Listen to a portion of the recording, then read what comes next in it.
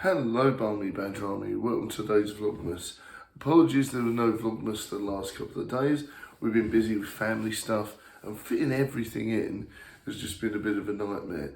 So thank you very much for being patient. Right now, today we're going to do a little bit of a chat and a little bit of a review and a little bit of a vlog on Ghostbusters Afterlife. So it was a fantastic evening. I managed to meet Badger Jr. The boss dropped him off and me and my friend and Badger Jr. went to see Ghostbusters Afterlife. Now this film has had quite a bit of hype recently, and it's one of these films where people are a bit tainted by the all-female one, even though, you know, I quite enjoyed it, but for some reason a lot of people didn't like the reboot / Ghostbusters 3. I loved it, but it is a grower. Now, Ghostbusters Afterlife isn't a grower. You don't need to watch it 6 times to enjoy it. We were there at the cinema. Now, this is a film that needs to be watched at the cinema if possible. The atmosphere, even though there wasn't many people in there, they were all hyped, they were all electric. Now, it was just one of these experiences where when the curtains came apart and it said Ghostbusters Afterlife on there, it felt electric. Everyone was like, yeah, can't wait for this. It was the day after it came out. It starts with some spooky jump scares and just doesn't let up. That's the thing with Ghostbusters Afterlife. I'd say it's probably the scariest Ghostbusters they've actually made so far. It's got the most jump scares. Now the acting is on point. Paul Rudd and everyone is fantastic. Of course, the kids in there are fantastic as well. They're great actors. The cameos are fantastic as well. Always made me laugh. You know, there's all sorts of different things happening there. The music is on point. Really brings in the nostalgia, but updates the franchise, updates the soundtrack like anything. I must admit, the way they use the music and the soundtrack and the different vibes really works well with each scene. There's just a little bit of nostalgia there with it. There's a new type of ghost in the film that everyone has to fight, which is like a metal chomping ghost, which is almost like this, you know, generation's version of Slimer. There's some cool new ghosts. There's some new versions of some of the old ghosts as well, which always made me a bit, ooh, you know. The character design is fantastic. You know, you get to see a bit more. And of course, the classic stuff is updated, like the Terror Dogs, Gozer, and all that sort of thing. You get to see a bit more of what they would look like with better CGI. Some people are going to turn their nose up and say that the original effects are better. I personally thought the new stuff was good, apart from some little touches here and there, which I thought were a bit, somehow a bit over the top, but nostalgia always wins out, doesn't it? So I need to watch again and think, oh yeah, that actually does look good.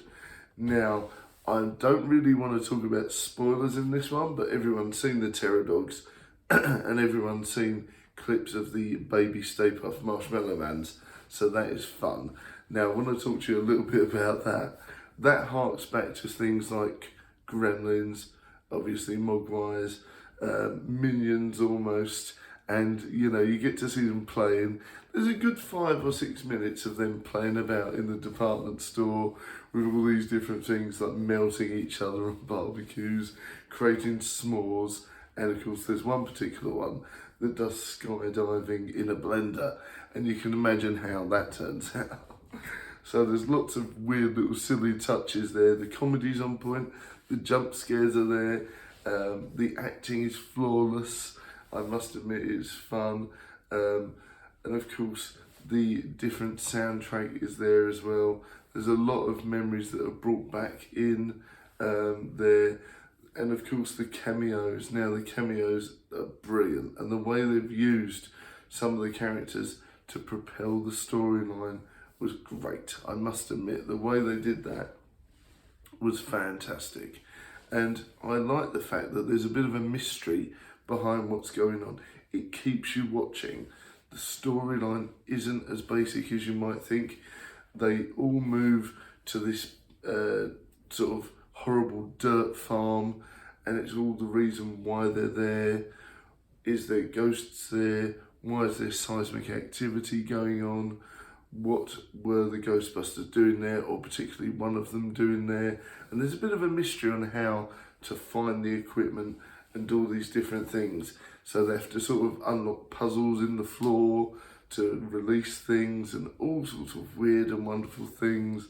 And of course, when they find the lab, there's all like a big mystery about what's going on in the lab and things like that. I don't really want to talk about spoilers that much.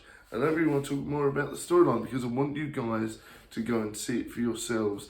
It is a cinema experience and it is well worth watching there. But of course, if you can't, no doubt it will come on Blu-ray or pay-per-view very soon. And I would suggest if you can pick it up or go to your local cheaper cinema or your expensive one like The View, if you can, go for it because it is so much fun.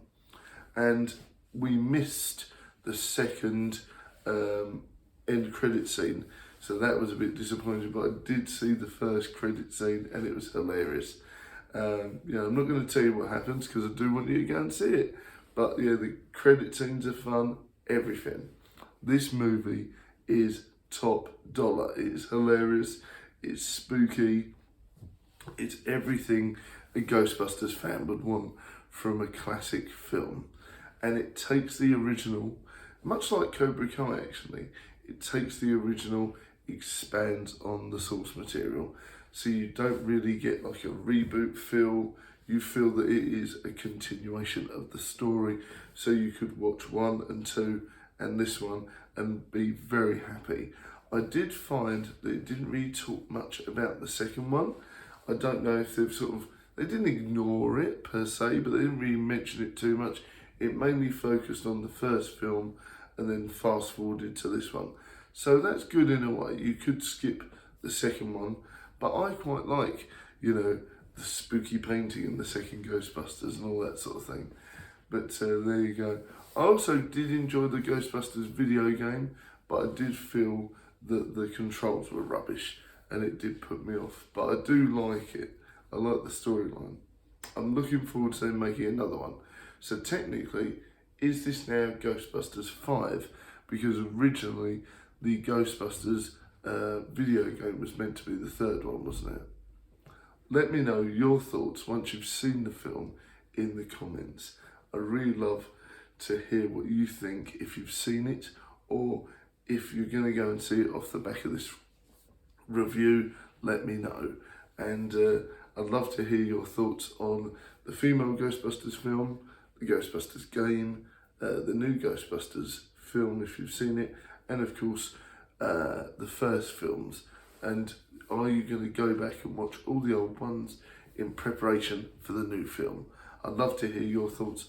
Or if you've never seen the Ghostbusters film before and you're going to go and see it because of this review, let me know in the comments.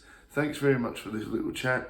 I would definitely give the film 10 out of 10. This is blockbuster fun material. It's not your boring cookie cutter Marvel film.